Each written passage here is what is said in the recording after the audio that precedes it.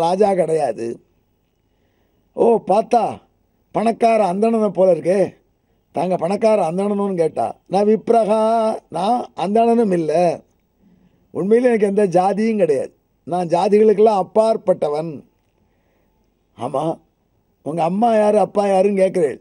நச்ச மாதா நச்ச பிதா, எனக்கு அம்மாவும் கிடையாது அப்பாவும் கிடையாது.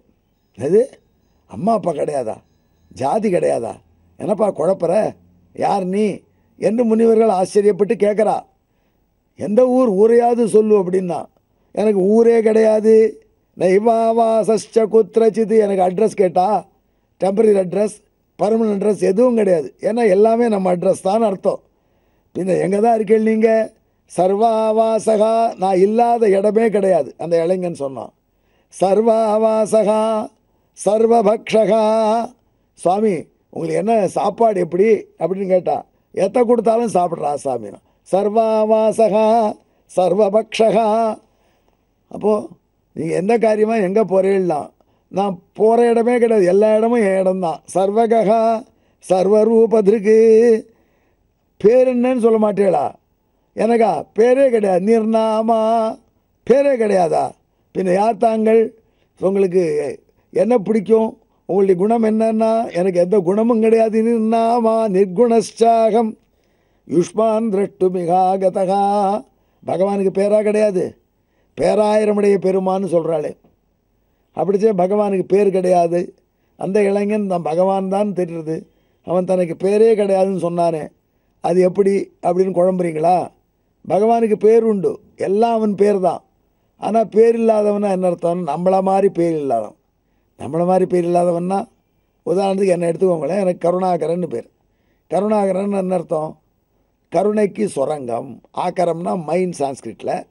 கருணாயாக ஆக்கரகா கருணாகரகா, கருணைக்கு சுரங்கம். அப்படி வெட்டினா கருணையாகவே வருமா அப்படின்னு நினச்சின்னு என்கிட்ட வந்துடாதீங்க, திடீர்னு வள்ளின்னு விழுந்துருவேன். அதனால் கருணாகரன் ஏதோ பேர், இடுகுறி பேர், சும்மா ஒரு பேர் வச்சுருக்க. கண்ணாயிரம்னு ஒருத்தருக்கு பேர், ரெண்டு கண்ணுமே தெரியாதவருக்கு. இன்னொருத்தர் இருக்கார் விக்ரமாதித்யன்னு பேர். அவர் தூரக்கு அப்படி இருட்டில் ஒரு இலை அலைஞ்சாலே பேய்னு ஓடிப்படுறார், விக்ரமாதித்யன்னு பேர். இப்படியெல்லாம் நமக்கு பேர் பொருத்தமில்லாத பேராக இருக்கும். ஆனால் எம்பெருமானுக்கு எந்த பேராக இருந்தாலும் பொருத்தமாக இருக்குமா. அதனால நம்மளைப் போல பேரற்றவன். நிர்நாமா என்றால் மற்றவர்களுக்கு எப்படி பெயர் ஏதோ ஃப்ளூக்கில் ஏதோ ஓசில் அடிச்சது. இந்த பிள்ளைக்கு என்னையா பேர்? ஸ்ரீபதின்னு பேர். என்ன பண்ணுறது, லாட்ரி அடிக்கிறது, சாப்பாட்டுக்கு பணம் கிடையாது. இதையே ஸ்ரீபதின்னு பேருன்னா, என்னவோ எனக்கு பிடிச்ச பேர் வச்சேன்னுட்டான். அந்த பேரும் பேரை உடையவருக்கும் எந்த பொருத்தமும் இல்லாமல் பல பேரை பார்க்குறோம். ரவி அப்படின்னு ஒரு பையன் கண்ணங்கரையில் இருப்பான், அப்படியே கரியே எடுத்து சிலை பண்ண மாதிரி. ரவின்னா சூரியன். இந்த பையனுக்கு இந்த பேர் யார் வச்சான்னா, ஏதோ வச்சான் ஐயா பேர். இப்படி பொருத்தமில்லாத பெயர் கிடையாது எம்பெருமானுக்கு. எல்லா பேரும் அவனுக்கு பொருந்தமாய் குணத்தின் அடிப்படையில் வந்தவை. எனவே அவனை நிர்நாமா என்று சொல்கிறார்கள். நிர்குணன்னா குணமே அற்றவனா? பகவான்கிட்ட கருணை கிடையாதா? பகவான்கிட்ட அறிவு கிடையாதா? பகவான்கிட்ட ஆற்றல் கிடையாதா? எல்லாம் உண்டு. ஆனால் நம்மளை போல இல்லை, நம்மளுக்கெல்லாம் லிமிட்டட். ஆனால் பகவானுக்கு இவையெல்லாம் அன்லிமிட்டட். அதனால் மற்றவர்களை போன்ற கெட்ட குணங்களற்றவன், மற்றவர்கள் போன்ற லிமிட்டட் அளவில் குணமற்றவன், மற்றவர்களை போல் இல்லாமல் உயர்நலமுடையவன். ஆகினால் நிர்குணன் என்று பெயர், நிர்நாமா என்று பெயர். அப்பேற்பட்ட பெயருடன் நிர்நாமா நிர்குணச்சாகம். இங்கே எதற்கு வந்திருக்கிறீர்கள் தாங்கள் கேட்டால், யுஷ்மான் திரஷ்டு மிகாகதகா, உங்களை பார்ப்பதற்கு வந்தேன் என்று இந்த இளைஞன் சொன்னான்.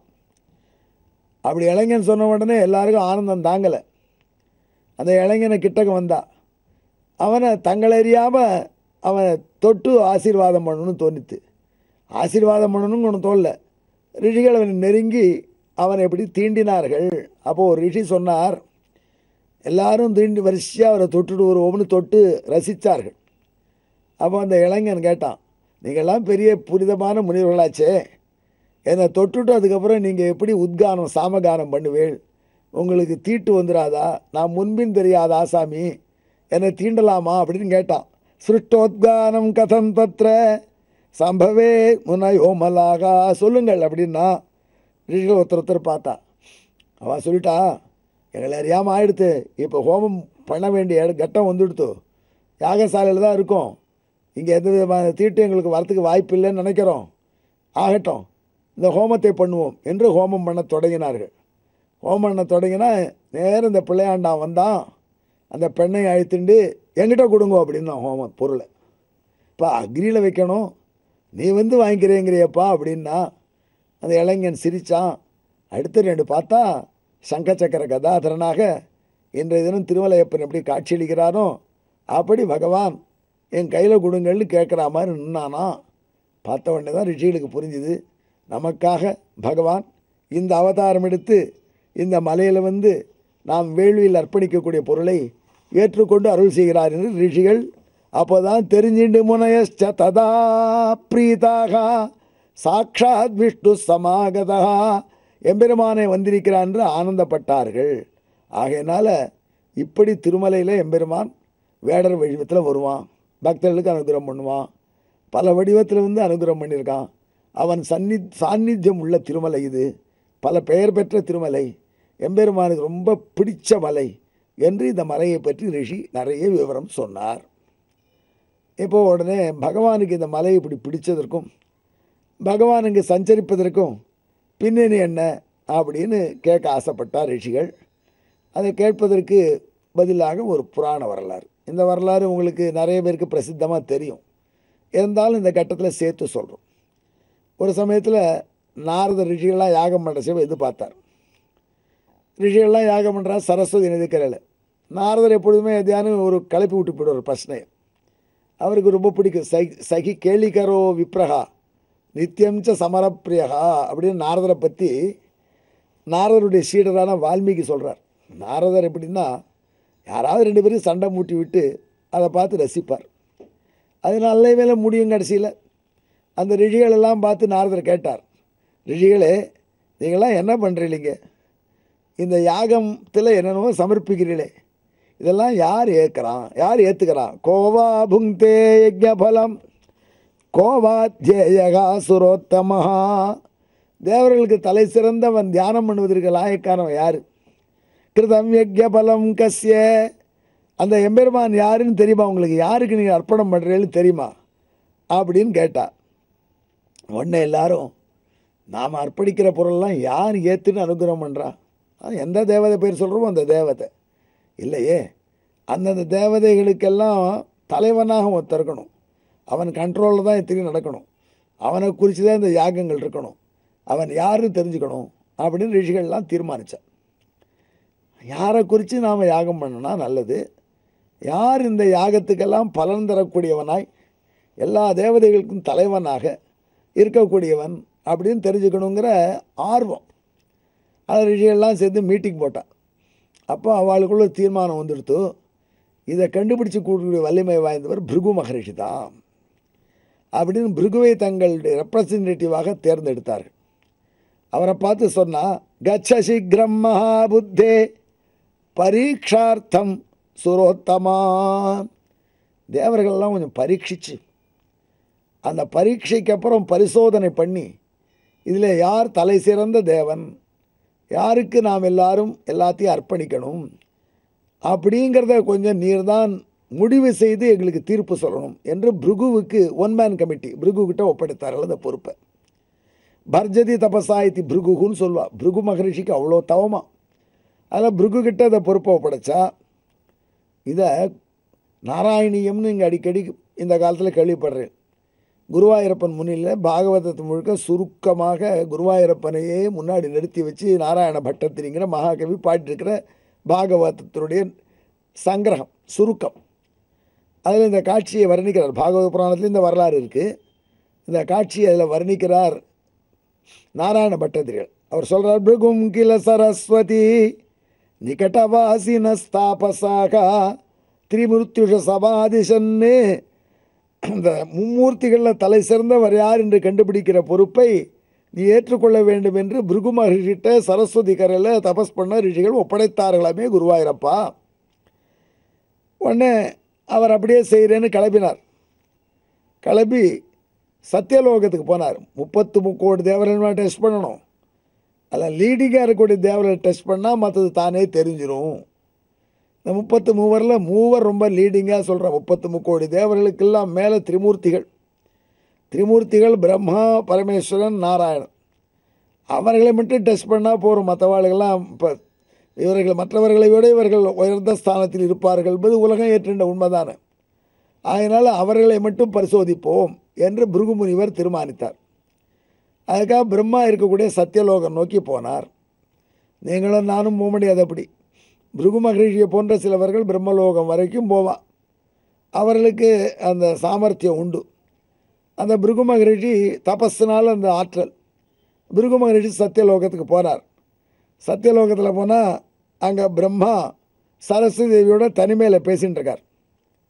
சரஸ்வதி தேவியும் பிரம்மதேவனும் தனிமையில் இருப்பதனால இப்போ தொந்தரவு பண்ணக்கூடாது என்று பிருகுவை தடுத்தார்கள் அங்கே இருக்கக்கூடிய செக்யூரிட்டி. ஆனால் பிருகு அதை பொருட்படுத்தலை. டபால் அப்படின்னு கதவை திறந்துட்டு தானே கேட் கிராஷ் பண்ணி உள்ளே போயிட்டார். அவர் பிரம்மதேவனுடைய மானச புத்திரன், அதனால் அவருக்கு இல்லாத உரிமையா? ஆனாலும் கல்ச்சர் என்ன, அங்கே இருக்கிற செக்யூரிட்டிலாம் பர்மிஷன் கொடுத்தாலும் உள்ளே போகணும். ஆனால் அதை பற்றி பிருகு கவலைப்படலை, போயிட்டார். அப்படி தடாலும் பிருகு வந்த உடனே பார்த்தாராம் பிரம்மதேவன் கோபம் வந்து ஸ்ருதி படந்தம் சுகவந்தியமானம் சுரவந்தியமானம் திருஷ்டுவாபி துஷ்டீகம் அஜம் வந்தே. அப்போது பிரம்மதேவன் ரிஷிகள்லாம் தேவர்கள்லாம் வணங்க முடியாது உட்காண்டிருக்காரு. நம்ம பிருகு உள்ளே வந்து ஹலோ பிருகு ஹவ்வாரியூ வான்னு வரவேற்கலையாம். நம்ம வீட்டுக்கு ஒருத்தர் வந்தால் முதல்ல நாம் தான் வரவேற்கணும். சர்வசிய அபியாகதோ குருகுன்னு சொல்லியிருக்கு. ஆறு வீட்டுக்கு வந்தவன் நம்ம வீட்டில் ஆஃபீஸில் நம்மக்கிட்ட கீழே வேலை செய்கிறவனா கூட இருக்கலாம். இருந்தால் கூட அவனை அழகாக வான்னு வரவேற்று உட்காத்து வச்சு மரியாதை பண்ணணும். இது ப்ரொசீஜர். அப்படி இருக்கச்சு வந்தால் பிருகுவை பார்த்து வாப்பா எப்போ வந்த எப்படி இருக்கேன்னு கேட்கலையாம் பிரம்மா. தான் தான் எல்லா தேவர்களுக்கும் மேற்பட்டவன், சிருஷ்டிக்கிறவன், படைப்பு கடவுள் என்கிற அகங்காரத்தோடு பிரம்மா உட்கார்ந்துருந்தார். அப்படி வந்த பிருகுவை பொருட்படுத்தலை. பார்த்தார், சரி இவருக்கு அகம்பாவம் மேலோங்கி இருக்கு, வந்தவனை வரவேற்கணுங்கிற கல்ச்சர் இல்லை, அதனால் இது சரிப்பட்டு வர மாட்டான் அப்படின்னு தீர்மானித்தாராம் பிருகு மகரிஷி. சரி கைலாசத்தில் என்ன நிலைமைன்னு கைலாசில் போய் பார்த்தார். நிச்சித்த கைலாச விலாசகேதும் அங்கே பரமேஸ்வரன் பார்வதியோடு நர்த்தனம் ஆடிட்டுருக்கார். உள்ளே போகாத அப்படின்னு தடுத்தார். ஆனால் நந்திகேஸ்வரர் பிருகுவை கேட்காம உள்ளே போனார். நான் வாசலில் ஆள் வச்சுருக்கேன், எப்படி நீ உள்ளே வந்த? நானும் பார்வதி தேவியும் தனியாக நர்த்தனம் ஆடிக்கொண்டிருக்கும் பொழுது அப்படின்னு சூலத்தை எடுத்து பிருகுவை குத்த வந்தாராம் பரமேஸ்வரன். இவருக்கும் வரவாளை ரிசீவ் பண்ணணும், அவர்களை இன்முகம் காட்டு பேசணும் அப்படிங்கிற அந்த கல்ச்சரே இல்லை பார். இவர் தான் தான் பரமேஸ்வரன் என்கிற ஹோதாவில் இருக்கார் அப்படின்னு தீர்மானித்தார். உடனே பிருகு இவருக்கும் சரிப்பட்டு வராது, இனிமேல் நாராயணனை டெஸ்ட் பண்ணுவோம் என்று கிளம்பினார். பல புராணங்களில் இந்த வரலாறு சொல்லப்பட்டிருக்கு. சில புராணங்களில் பிரம்மதேவன் தங்கிட்ட வந்த பிருகுவை கோபிச்சின உடனே பிருகு பதிலுக்கு பிரம்மதேவனுக்கு சாபமிட்டார். உனக்கு அவ்வளோ கோயில்கள் இருக்காது பூலோகத்தில் என்று சபித்தார். அதனால தான் பிரம்மதேவனுக்கு கோயில்கள் இல்லை அப்படின்னு சொல்கிறான். அன்பர்களே, பிரம்மதேவனுக்கு இப்போ கொஞ்சம் கோயில்கள் மவுசேறி இருக்குது. இப்போ கலியுகத்தில் எல்லாருக்கும் அந்த தள்ள எழுத்து எழுதுகிறவன் பிரம்மதேவன் தானே. அவனை கொஞ்சம் அட்ஜஸ்ட் பண்ணால் தள்ள எழுத்து பார்த்து அட்ஜஸ்ட் பண்ணுவார், திருப்பிடுவார், கரெக்ட் பண்ணிடுவார்னு நினைக்கிறான். அதுக்காக இப்போ பிரம்மாவனுடைய கோயில்களுக்கு கொஞ்சம் மவுஸ் கூடியிருப்பது போல தெரியுது. இது பிரம்மாவுக்கு பிருகுன்னு சாபத்தினால உள்ள கோயில்கள் இல்லை. ஏதோ புஷ்கரத்தில் இருக்குது, அதில் கண்டியூர்னு தஞ்சாவூர் ஜில்லாவில் இருக்குது, இது மாதிரி சில இடங்களில் இருக்கலாம். பரமேஸ்வரனையும் செபிச்சாருன்னு சொல்கிறான். உனக்கு மூர்த்தி வழிபாடு கிடையாது, அதனால் இப்போ கூட பரமேஸ்வரன் லிங்கத்துக்கு தான் வழிபாடு, சிம்பலுக்கு தான் வழிபாடு, அவருக்கு நேர் வழிபாடு கிடையாது என்று செபித்தாருன்னு சொல்கிறான். இப்படி இருக்கக்கூடிய பிருகு வைகுண்ட லோகம் போனார். சார் கொஞ்சம் பார்த்து கதையை சொல்லுங்கன்னு நான் ஒருத்தருங்கிட்ட. ஏன்னா வைகுண்ட லோகம் போனால் திரும்பி வர முடியாது. வைகுண்ட லோகத்துக்கு ஒன் வே என்ட்ரி தான், ரிட்டர்ன் கிடையாது. அனாவிருத்தி சப்தாத் என்று பிரம்மசூத்திரத்தில் சொல்லியிருக்கு. அதாவது அங்கே போனால் மீள்வதில்லை, சென்றால் மீள மாட்டார்கள், போகலாம் வர முடியாது, அதுக்கப்புறம் பிறவி கிடையாது அப்படின்னு சொல்கிறோம். சகல்வேவம் வர்த்தமானஹா யாவதாயுஷ்யம் பிரம்மலோகம் அபிசம்பத்தியதே நச்ச புனராவர்த்ததேன்னு சாமவேதம். பரபிரம்மமான நாராயண லோகத்துக்கு போனால் அப்புறம் ரிட்டர்ன் கிடையாது. இந்த ஸ்ரீரங்கத்தை ராஜகோபுரம் கட்டி நான் பெரியவா, ரொம்ப பேருக்கு தெரிஞ்சிருக்கோம். அவங்களும் நெஞ்சியர் 44ஆம் பட்டம் ஜியர். அவன் வேடிக்கையாக சொல்வர், இந்த வைகுண்டலோகம் போயிட்டு வந்தேன். என்னுடைய கொள்ளு பேரனுக்கு கல்யாணம் நடக்கிறது மெட்ராஸில். ஒரு 5 நிமிடம் போயிட்டு வரேன்னா கூட நோ நத்திங் டு, இங்கேருந்து டிவியில் பார்த்து ஒரு வாரம் நாராயணன். வைகுண்டலோகத்துக்கு பூலோகத்துக்கு வரதில்லை திரும்பி. வேறு மறும் பிறவி கிடையாது சம்சாரத்தில். பூலோகம் என்ன, எந்த லோகத்தும் கிடையாது, வைகுண்ட லோகம் போனவா அப்படின்னு சொல்கிறா. மீட்சியின்றி வைகுந்த மாநகர் அப்படின்னு சொல்கிறா. அப்படி இருக்கிட்டு பிருகு போனார் வந்தார்னு கதை சொன்னால் எப்படி சுவாமி? அதோட வைகுண்ட லோகம் போகிறதுக்கு மனுஷன்கிட்ட 0 அக்கௌண்ட் இருக்கணும். எது பாபமும் 0 இருக்கணும், புண்ணியமும் 0 இருக்கணும். பாவம் புண்ணியம் எது இருந்தாலும் வைகுண்ட லோகம் போக முடியாது. பாபம் இருந்தால் பாபத்தை கழிக்கணும், புண்ணியம் இருந்தால் புண்ணியத்தை அனுபவிக்கணும். பாபத்துக்கு நரகத்தில் அனுபவிக்கணும், புண்ணியத்துக்கு சொர்க்கத்தில், அல்லது பாபம் புண்ணியம் ரெண்டும் கலந்து இந்த பூலோகத்தில் எப்படியோ அனுபவிக்கணும். அதெல்லாம் அனுபவித்து தீர்ந்து 0 புண்ணியம் 0 பாவத்தில் தான் வைகுண்ட லோகம் போக முடியும்னு புஸ்தகத்தில் எழுதி வச்சிருக்கு.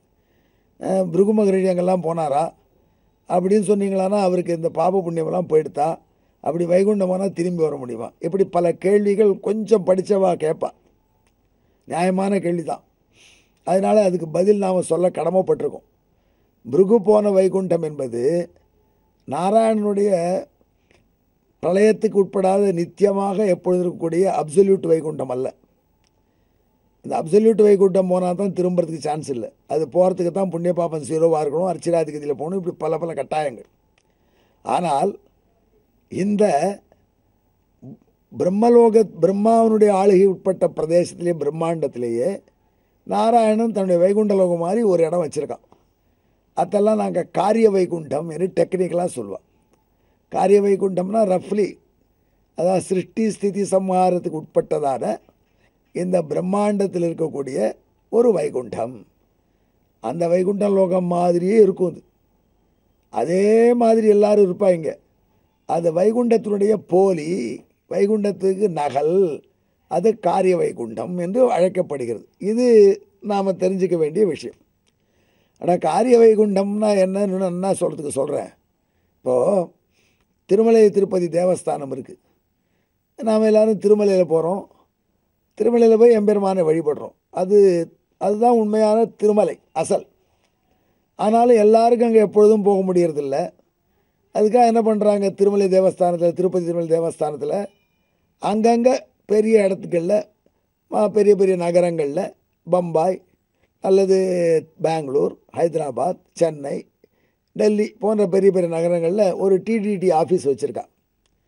அந்த திருமலை திருப்பதி தேவஸ்தான ஆஃபீஸில் திருமலையில் இருக்கக்கூடிய திருவேங்கடம் மாதிரி விக்கிரகமும் இருக்குது. பக்தர்கள் அங்கேயும் ஒரு சந்தோஷப்படுறாங்க. அந்த திருமலையில் மாதிரி பிரசாதம் 1ஆம் தேதி ஆனால் சென்னையில் வெங்கட்நாராயண ரோடில் டிடி தேவஸ்தானத்தில் ஜனவரி 1ஆம் தேதி மவுண்ட் ரோடு தாண்டி ஒரு 2-3 கிலோமீட்டருக்கு கியூ எம்பெருமானை வழிபடுறது நடக்கிறது. இதெல்லாம் திருமலையினுடைய நகல்.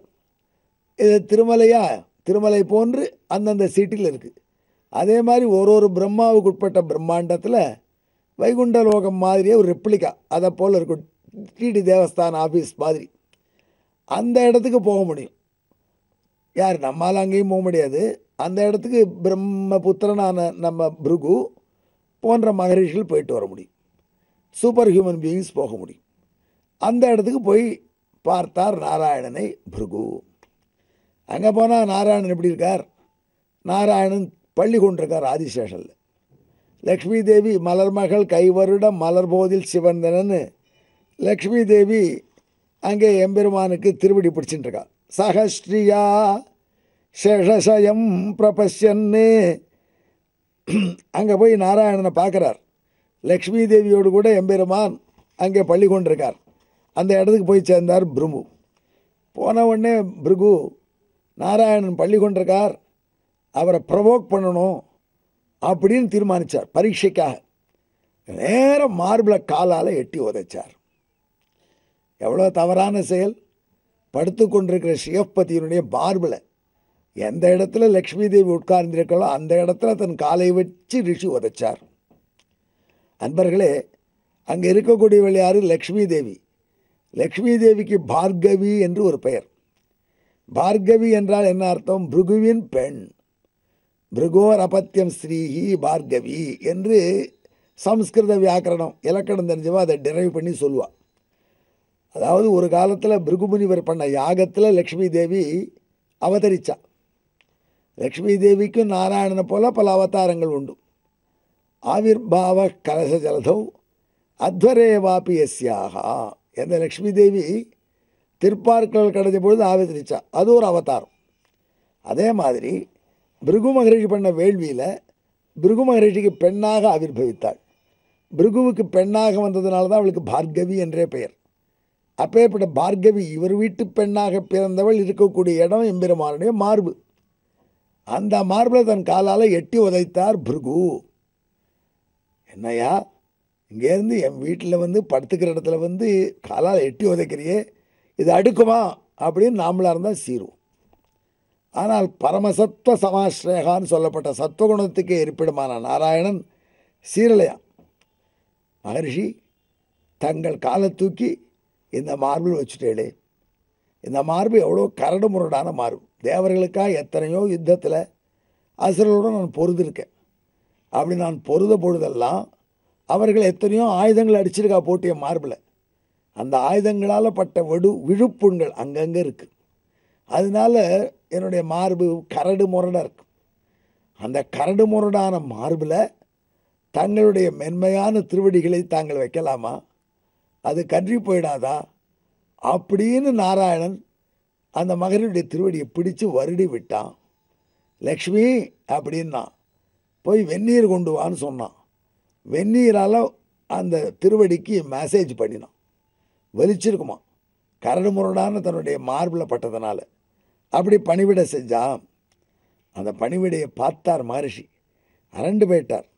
இப்போ ஏற்பட்ட சத்துவகுணம் எங்கே பார்க்கலாம்? உதைச்சவனுக்கு கூட தான் வந்தவனை உடனே வான்னு சொல்லாது தன் பிழை என்று சொல்லி அந்த உதைத்தவனுக்கு இவ்வளோ உபச்சாரம் பண்ணுறாரே. ஆகையினால இந்த நாராயணன் தான் பரம சத்துவகுண மூர்த்தி என்று தீர்மானித்து ரிஷிகள்கிட்ட வந்து அனௌன்ஸ் பண்ணிட்டார்.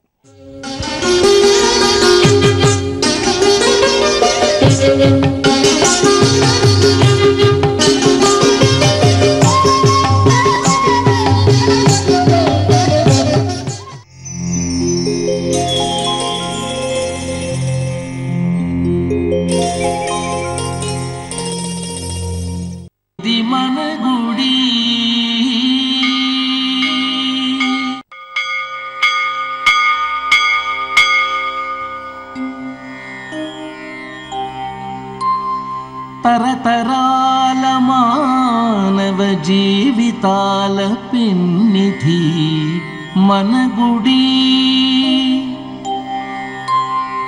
నర నరాల నిండిన నమ్మకాల వననిధి మన గుడి. మనసులు పండించే కళలకు ఒరవడి మన గుడి. సకల జగతి సుఖ శాంతుల పరమావధి మన గుడి. ఇది మన గుడి, ఇది మన గుడి,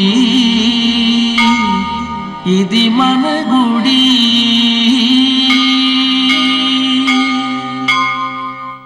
తిరుమల తిరుపతి దేవస్థానములు హిందూ ధర్మ ప్రచార పరిషత్ సంయుక్త ఆధ్వర్యంలో 6వ విడత మనగుడి కార్యక్రమం నవంబర్ నెల 4వ తేదీ 6వ తేదీలలో ఆంధ్రప్రదేశ్, తెలంగాణ, తమిళనాడు, కర్ణాటక రాష్ట్రాలలో మనగుడి కార్యక్రమం నిర్వహించబడును. 4వ తేదీ కైసిక ద్వాదశి, 6వ తేదీన కార్తీక పౌర్ణమి సందర్భంగా లక్ష బిల్వార్చన నిర్వహిస్తారు. భక్తులందరూ ఈ కార్యక్రమంలో పాల్గొని స్వామివారిని సేవించండి. ఇది మన గుడి. డోలోత్సవం. శ్రీదేవి భూదేవి సమేతుడైన శ్రీనివాసునికి కళ్యాణోత్సవ అనంతరం జరిగే సేవ డోలోత్సవం. అద్దాల మండపంలో జరిగే ఈ హేళా డోలోత్సవం నయనానందకరం.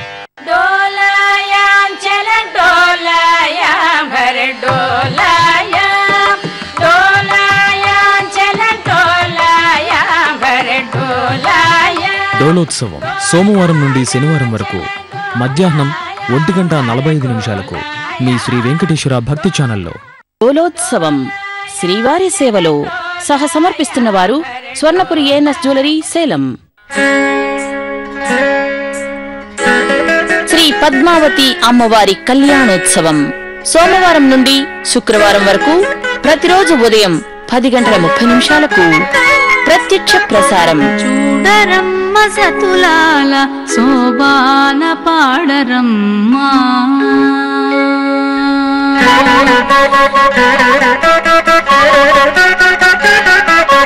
చూడరమ్మ సతులాల శోభాన పాడరమ్మ, కోడున్నదిపతి చూడి కుడుతనాంచారి. చూడరమ్మ సతులాల శోభాన పాడరమ్మ, కోడున్నదిపతి చూడి కుడుతనాంచారి. శ్రీ పద్మావతి అమ్మవారి కళ్యాణోత్సవం సోమవారం నుండి శుక్రవారం వరకు ప్రతిరోజు ఉదయం 10:30 ప్రత్యక్ష ప్రసారం మీ శ్రీ వెంకటేశ్వర భక్తి ఛానల్లో. ఆర్జిత బ్రహ్మోత్సవం.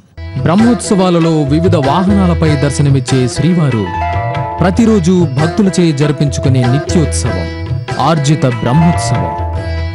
గరుడ వాహనం పైన, హనుమంత వాహనం పైన, శేషవాహనం పైన దర్శనమిచ్చి భక్తులను అనుగ్రహించే విశేష ఉత్సవం ఆర్జిత బ్రహ్మోత్సవం. షోడశ కళానిధికి షోడశోపచారములు, షోడశ కళానిధికి షోడశోపచారములు.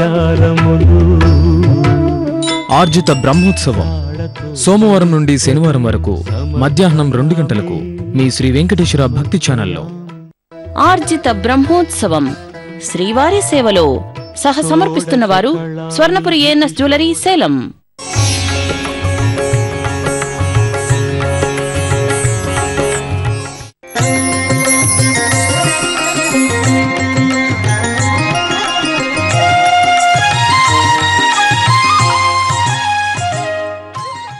తిరుచానూరు శ్రీ పద్మావతి అమ్మవారి శుక్రవారాభిషేకం ప్రతి శుక్రవారం మధ్యాహ్నం 3 గంటలకు తిరుచానూరు నుండి ప్రత్యక్ష ప్రసారం.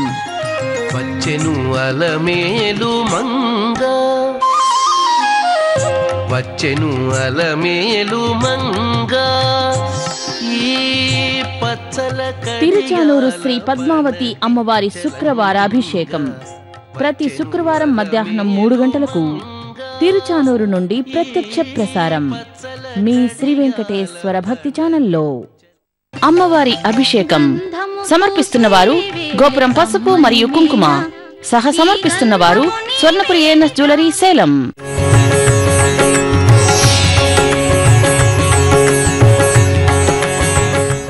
తిరుమల శ్రీవారి పుష్పయాగం సందర్భంగా శ్రీవారికి నిర్వహించే స్నపన తిరుమంజనం ఈ నెల 31వ తేదీ ఉదయం 9 గంటలకు తిరుమల నుండి ప్రత్యక్ష ప్రసారం. బంగారు మెడలలోన పరమాత్ముడువా